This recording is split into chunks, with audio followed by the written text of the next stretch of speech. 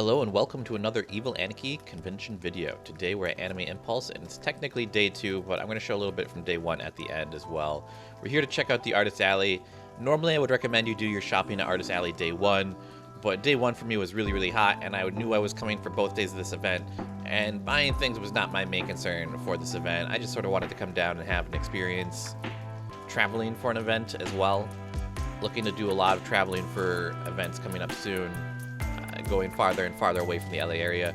But the first thing I come across when I enter the hall is this guy right here. He's got these two lovely Roxanne posters, and I get the second one that's in the bottom without the big old titties because I want the booty shot, right? And you know, this is from an anime called Harem in a what was it, like Harem Isekai Harem in a Fantasy Labyrinth World, I believe it is. I don't remember the title exactly. I'm gonna be honest, I talked to him a little bit about the show, and at the time I hadn't watched any of the episodes yet, but I had read all of the manga that's been released so far. So I am a fan of the series, but now I can say I've watched a few episodes after this event because, you know, it made me a little bit more curious. I didn't realize the show was, you know, had so many episodes out already, so I checked it out. I actually think the quality of the animation is kind of low. It's not as good as I would have liked. I think the manga is a much higher quality manga than the show is an anime, if that makes any sense. Also, the Nekopara, and this is his handle right there, Captivate or something like that, I don't know, with a K. But let's continue walking. There's a lot of cool stuff here, a lot of cute stuff, a lot of booths I've seen at other events before and I've bought stuff from before, a lot of slaps. It's very hot still, even though they had the AC running all overnight, and, you know, they had it fixed because day 1 it wasn't working. It's still pretty hot and people are still, you know, feeling the heat. Even though on day 2, it was a hotter day technically than day 1. There was an overcast and there was a beautiful breeze outside, and, you know, it was a better day overall, I think, in my opinion. At least for me. But walking through the aisles, it's pretty nice here. It's very crowded. Not as crowded as it was day 1. I think a lot of people came in here day 1, and I think that was the mistake. They didn't have proper AC going on, right? And I think having so many people in here while that was going on really caused issues. I also think the doors were permanently open on day 1, and that caused some, you know, heat containing or AC containing issues. And they sort of had signs up, you know, explaining that on day 2. And I think people were a little bit more respectful about the doors being closed on day 2. But yeah, as you can see, there are still quite a bit of lines going on. A lot of Genshin characters, a lot of Genshin and Luxium cosplayers, a lot of VTuber cosplayers. You know, I've talked about this in a few other vids, but VTubers are just taking over anime conventions, whether it's cosplay, whether it's, you know, fan art, whether it's actual merch, or whether it's events or meet and greets or whatever.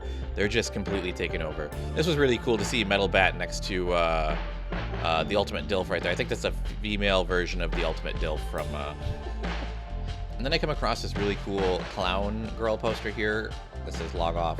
Unfortunately, this man's girlfriend who had the phone that worked with the card reader or something like that wasn't there, so I had to come back, and we'll see that again later in the video. But let's keep walking for now. I actually did a lot of purchases second day here in the Artist Alley, more than I was expecting to do originally. And I also ran into a bunch of, you know, familiar faces here. But definitely a lot of art here, a lot of fan art, a lot of posters, a lot of different things. You know, I think this Artist Alley was actually pretty successful in terms of the amount of different products that were being sold. A lot of times you can go places and it's just pins, posters, or stickers, and it's just one of those. And this was like, you know, a giant smorgasbord of different things. And it didn't seem like everything was selling out super fast. Even though there was a lot of people here, I think it was mainly like a lot of cosplayers who were coming and so forth. I came across this lovely booth with this giant Chainsaw Man, I don't even know what you'd call it, display, plastic cutout, vinyl thing. I don't know what they're made out of. But they also had some skateboards on the table, and I was talking to her, and she was saying her boyfriend or something was the one who makes them her partner. I don't remember. They didn't have any cards. They have a QR code there you can scan to figure it out. I think the Chainsaw Man was like 700, the table was like 500, and then like the Yoko was like 350. And they do custom orders. They also do custom orders on these skateboards. These skateboards are 200, and I believe this signed one right here, the Demon Slayer one that's on the left here with the Flamey Boy, that one's signed, and I believe she said it was 250. I told her she could probably get a little bit more for that, because Funko Pops can go up to like $1,000 some if you get a proper signature on them. It really depends on who you get to sign it, because not everyone comes out for signings. So the more rare the signature, you know, the more value it's going to have on the product, right? But they were super rad, and it was cool that they do custom orders. You know, maybe I would get a custom order. I don't know if I'd want to buy one. I think a custom order would be more for me. But now we're going to walk up on along this side here, and I came across this booth. I've seen this booth at events before. I've seen their Ego shirt before. Wasn't too fond of it, but they had this Shiba Ari shirt there. Like, it was like a Shiba girl, but like she was in Shibari. It was super funny. They also had a bunch of lewd wall scrolls up there that I ended up getting one of them. The one on the far left up there. It's kind of hard to see. Which one's more popular between those two? The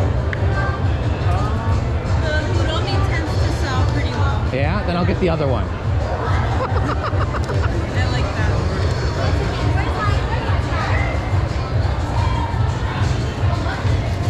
That card? Yes. How much are your keychains?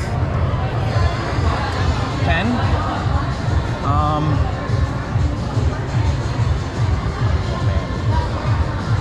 And your shirts? Is this a shirt, right? Yeah, they're all shirts down there. How much are the shirts? 35. 35? Man. Could I get the Shibari shirt as well? Yeah, what size? As large as you got. We want 3X. Maybe like a 2X? Then 3X it is.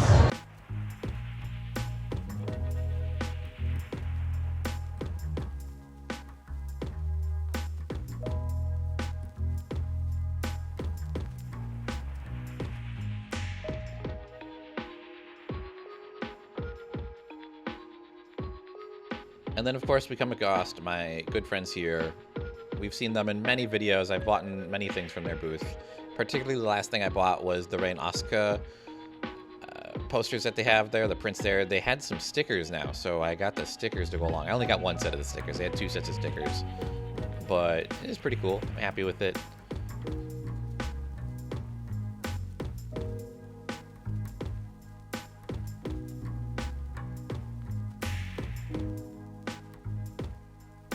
Ironically, it felt like everyone who I've bought stuff from before, or who at least knew on like a personal level, had booths in the same area, because Hyde Hermit was just across the way here, and he had some new stuff at his booth. It was pretty cool to see. He was talking about how he's going all over, and we had a nice conversation about that kind of stuff. But he's constantly been trying to sell me this Yu-Gi-Oh playmat he's got. I don't know. I don't play Yu-Gi-Oh, so it's kind of like you know, it's, I don't know. I don't really do cards, so a lot of his merch is based on like, you know, Pokemon or, you know, American stuff, and I'm just like, every time I'm here I'm like, boobs, man, where are the boobs? I need boobs. And he's like, yeah, the only thing I got at boobs is this little commission here, and it's kind of, it's like a I don't even know, like a business card sized commission, or I wouldn't even say commission, like illustration. But yeah, one good thing about this event is that it was very handicap accessible. There was very big doors. Everything was very flat. There was no stairs trying to get anywhere. This booth here had some really cool horns. I was checking these out. These were actually pretty dope.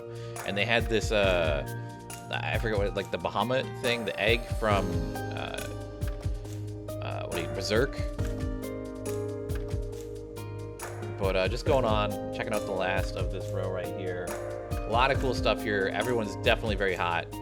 This is Julia. Actually, one of her shirts. I actually ran into her at Anime LA before. I didn't get anything.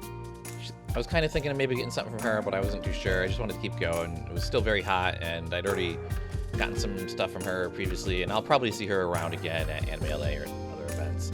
Again, a lot of these people you see, you know, around, and then of course, right across the way was some friends we saw at the Anohana lobby video. They were the only 2 vendors there that were artists. This is a couple. They had 2 booths at the Anohana lobby, actually. They separated. But here they had 1 booth, and they're, you know, splitting it. And I really like these Calcifer plushies they had. I kind of wanted to get one. And next to them, they had these glowing nightlight anime things. We've seen them before at, like, other events. Maybe I'll pick one up in the future. Not too sure.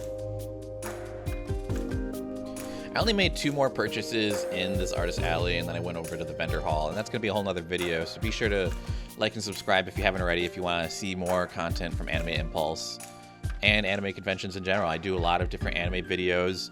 You know, I did coverage for Anime Expo 2022. You know, I've done the last Anime Impulse in Pomona. I did Anime LA. So many different videos. I have a playlist. You can check it out. I'll link that at the end of the video. These He-Man plushies, they sort of call out to me for a little bit. And then I saw these really cute stickers. I didn't get any of these. I really liked them, though. Maybe I should have gotten one. Not sure. I always regret not getting stuff, but it's always like I just don't have enough room for everything. You know what I mean? Like I have to buy displays to, like, display more stuff. Like, it's such a pain. And then now we're back here to get this bloody clown poster because I want it so bad. I want the clown girl. My dude's girl is back, and she's able to, you know, build me all up. And, you know, saying goodbye. Like, peace. Cool. And that was it for my day 2 purchases. The last thing I got, I actually bought on day 1. So we're going to have a little bit of a flashback to when it was really, really, really, really hot. And we're going to call it the day. So here I am. Look at me. I'm just fucking melting. And here I am at the booth, and I'm buying a Dress Up Darling Marin right here on the left. I really like this. And I bought this day 1, and I kind of regret buying it day 1. It kind of got a little bent in my backpack.